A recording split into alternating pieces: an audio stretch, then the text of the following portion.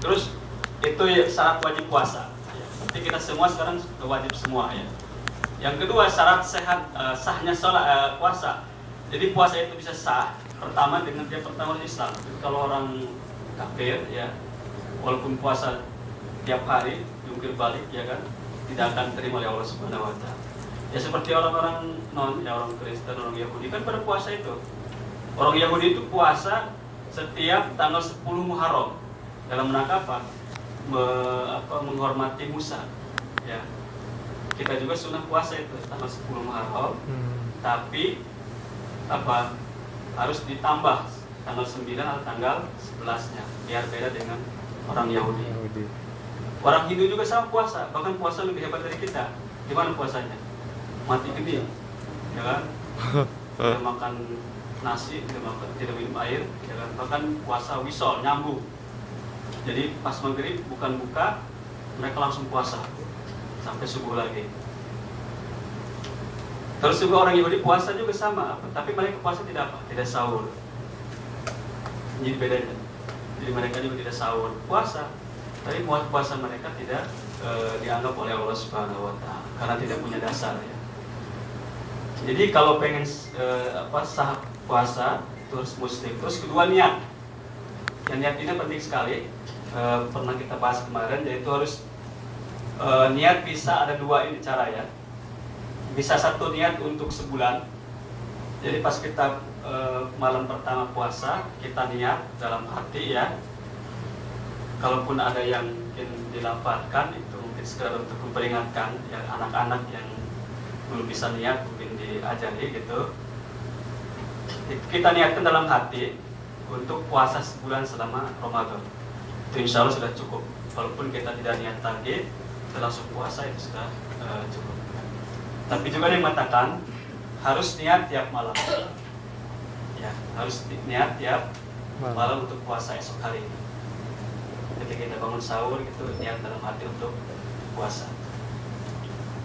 Dan tamyiz itu bisa membedakan. Jadi umur 5 tahun, 4 tahun. Tapi kalau umur 3 tahun itu 2 tahun belum bisa membedakan antara baik dan tidak. Dia kalaupun puasa dia tidak sah. Ya.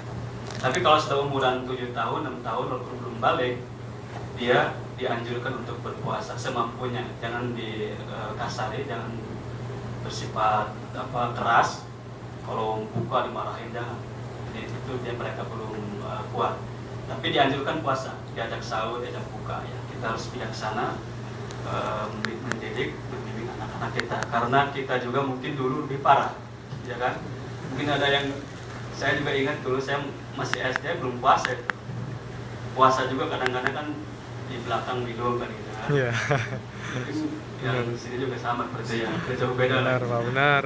Tapi kalau sekarang anak kita umur 7 tahun sudah bisa puasa, jajan. ada yang sampai sebulan bahkan.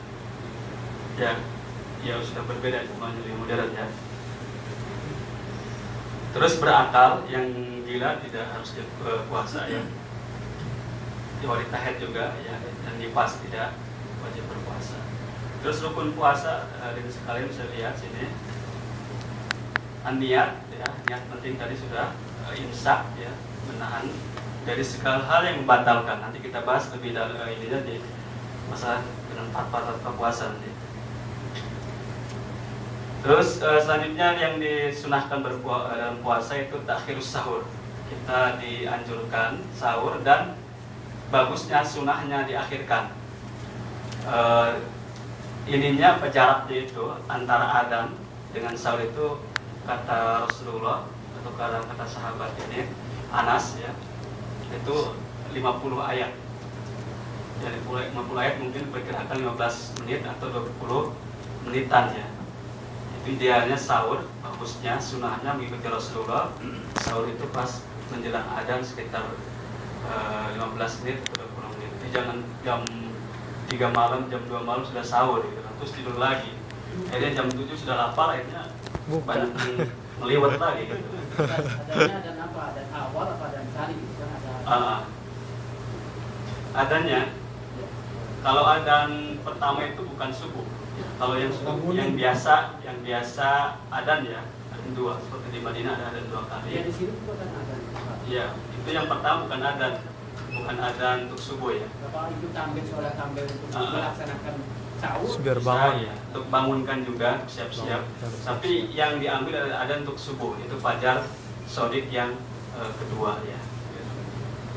Baik, terus yang selanjutnya yaitu takjil al-futur ya, menyegerakan buka. Jadi jangan ditangguh-tangguhkan. Sebelum itu juga sunahnya banyak berdoa. Jadi jangan banyak ngobrol ketika kita nunggu buka itu, jangan sana kemari ngobrol, bahkan gibah kan jangan ya. Rusak itu. Banyak berdoa, banyak baca Quran. Insya Allah diijabah. Karena kata Rasulullah ada doa yang tidak akan ditolak, itu doa diantara doa orang yang berpuasa ya, seperti itu. Terus doa musafir, nah kita sekarang musafir dan sedang puasa seperti double. Terus terdolimi lagi. Wah. Mungkin ada kajian yang agak sedikit terlambat kan, terdolimi itu ya. Jadi tiga-tiganya dalam hadis itu ada semua. Puasa, musafir, terus terdolimi.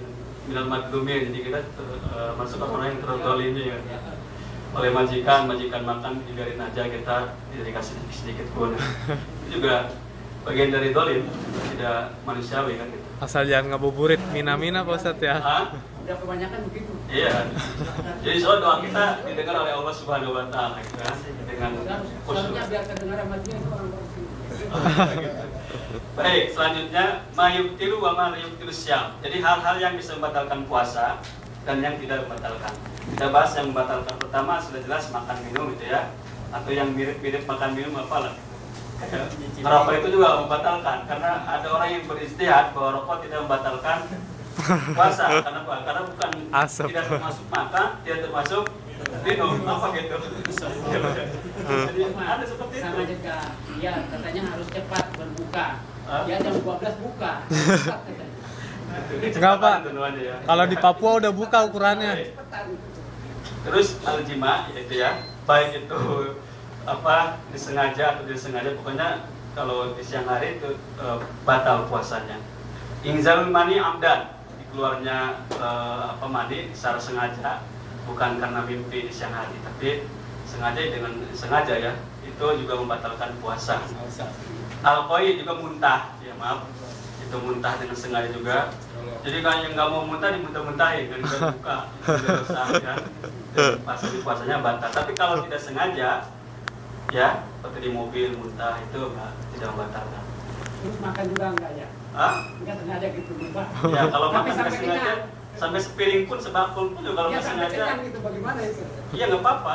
Itu namanya rezeki dari Allah Subhanahu Wa Taala. Dalam hadis Rasulullah bahwa Allah memberikan makan dan minum kepada orang yang berpuasa.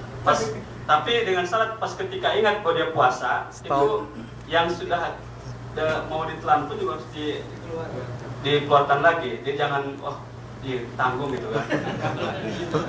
Belum minum Pak, kalau makan belum minum nggak boleh. Minum dulu. Saya dulu sama teman Pas ingat lagi makan puasa kan, terus ingat belum minum dulu. Iya.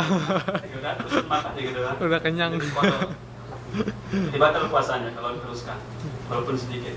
Tapi kalau lagi azan subuh minum gimana Pak? Nah, kalau lagi subuh minum terus sedikit ya, sudah diberhentikan. Bisa dikeluarin juga. Ya terusin aja dulu.